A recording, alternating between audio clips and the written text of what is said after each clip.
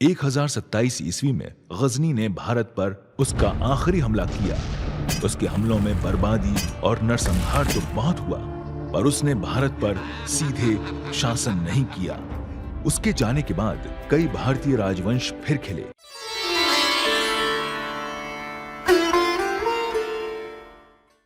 जैसे कन्नौज के चंदेला वंश, जिनके राजा यशोवर्मन ने तकरीबन 1050 ईस्वी में खजुराहो के मंदिर बनवाए, जो अपनी अद्भुत शिल्पकला के लिए आज भी जाने जाते हैं। उसी समय मालवा में परमार वंश था और त्रिपुरी में कालाचूरी। आज हम जिन क्षेत्रों को कर्नाटक और महाराष्ट्र कहते हैं, वहां कल्याणी चालुक्य नामक कन्नडिगा वंश राज करते थे, जिनकी राजधानी बीदर में थी।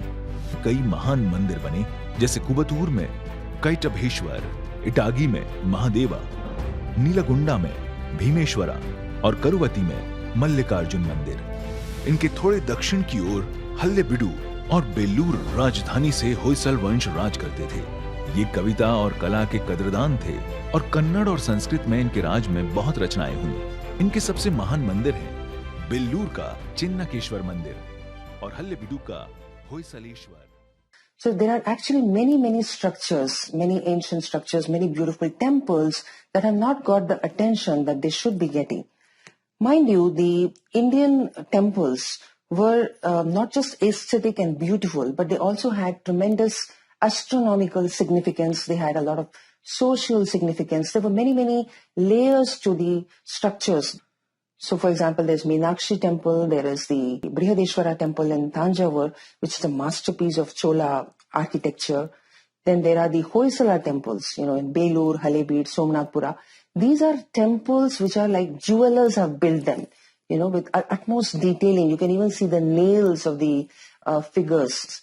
Then you have Ranika Vav in Western India, which is a beautiful well, a step well with a lot of carvings. You have Ajanta in Ellora.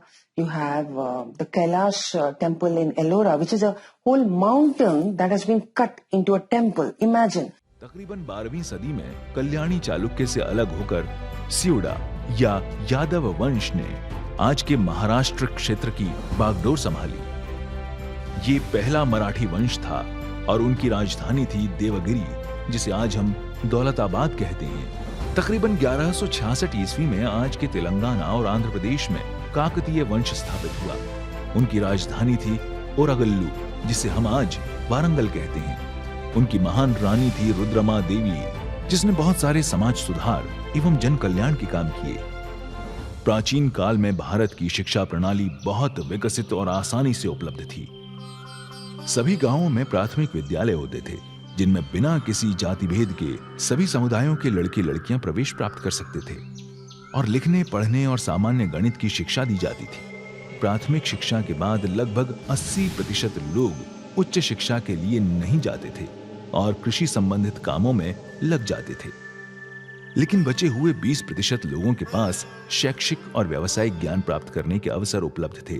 समय के साथ 2 प्रमुख शिक्षा पद्धतियां प्रचलन में रहीं, वैदिक और बौद्ध। वैदिक शिक्षा प्रणाली में संस्कृत भाषा में वेद, पुराण, उपनिषद आदि का अध्ययन किया जाता था और बौद्ध शिक्षा प्रणाली में पाली भाषा में बौद्ध धर्म की शिक्षाओं को पढ़ाया जाता था। अधिकांश लोग किंतु व्यावसायिक शिक्षा ही चुनते थे, क्योंकि गृहस्थी चलाने में वही काम आती थी। ये शिक्षा वो अपनी जाति के अनुसार किसी गुरु से तालीम लेकर और उसे देखकर सीखते थे। पुराने भारतीय ग्रंथों में अनेक व्यावसायिक शिक्षा के वर्णन हैं, जैसे सिलाई, शिल्पकला, घोड़ों या हाथियों को संभालना, जेवर बनाना, कलाकारी, धातु कर्म इत्यादि। इसके अलावा भारत में कुछ ऐसे उत्तम विश्वविद्यालय थे जो उस समय के दूर दूर के देशों में इतने प्रसिद्ध थे कि विद्यार्थी हिमालय और अफगानिस्तान को पार करके भारत आने के लिए तरसते थे। India has a long tradition of education. In fact, India was the education capital of the world. So if you go back into the past, almost the whole of India was plastered with universities. There were a staggering number of them. In the north, there was Sharda Peeth. In the northwest, there was Takshashila, which is the oldest. It is being dated to the 6th century BCE. In the Bihar, Bengal area, you had Nalanda, Vikramshila, Udantapura, Jagaddala, Somapura, Ratnagiri. Universities everywhere. If you went to the south, you had Sringeri, Hampi, Kanchipuram. If you went to the west of India, you had Vallabhi, and there were many more. I mean, even today we are excavating and finding more and more universities close to the ones which already existed. So India was a flourishing education capital. सो इस प्रकार सन 1050 से 1200 ईस्वी में जैसे हमने देखा, सनातन धर्म की छत्र छाया में भारत बहुत ही प्रगतिशील और कुशल देश था, जिसके अलग अलग प्रांतों को अलग अलग राज्य वंशों ने संभाल रखा था। पर फिर एक बार तुर्किस्तान और ईरान से वही खतरा आया जिसकी झलक मोहम्मद गजनी ने 1027 ईस्वी में दिखाई थी।